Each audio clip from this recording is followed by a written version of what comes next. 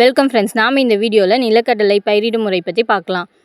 நிலக்கடலையை மானாவாரி பயிராக June July அப்படி இல்லைன்னா செப்டம்பர் அக்டோபர் மாதத்தில் விதைப்பாங்க.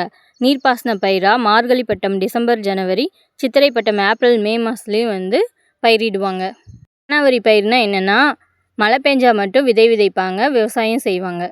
விதையை டிராக்டர் கம் சீட்ரில்லர் மூலமாக விதைப்பாங்க. அப்படி இல்லைன்னா ரிட்ஜஸ் வரப்பு ஃபார்ம் பண்ணி 10 சென்டிமீட்டர் இடைவெளியில் 5 to 6 சென்டிமீட்டர் ஆழத்தில் மண்வெட்டிலையோ அல்லது குச்சினால் குழி தோண்டி அதில் 2 விதைகள் போட்டு மண்ணை போட்டு மூடுவாங்க.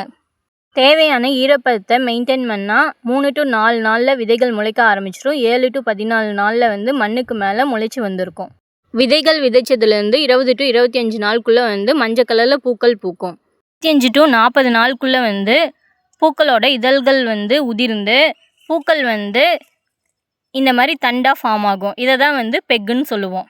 45 to 80 நாளுக்குள்ளே இந்த பெக்கு மண்ணுக்குள்ளே போய் ஹரிசாண்டலாக கிடைமட்டமாக வளர்ந்து கடலக்காய் வைக்கும். 15 to 20% பெக்ஸ் தான் கடலக்காயாக மாறும். 90 to 115 நாளில் கடலக்காய் முதிர்ச்சி அடைஞ்சிரும். கடலச்செடியோட இலைகள் மஞ்சள் கலரில் மாறும்.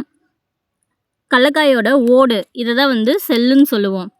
இது பழுப்பு நிறத்தில் மாறும். டார்க் ப்ரௌன் ஆர் பிளாக் கலரில் மாறும். 70 to 80% கடலக்காயோட ஓடு டார்க் ப்ரௌன் கலரில் மாறினதுக்கப்புறம் நம்ம அதை அறுவடை செய்யலாம்.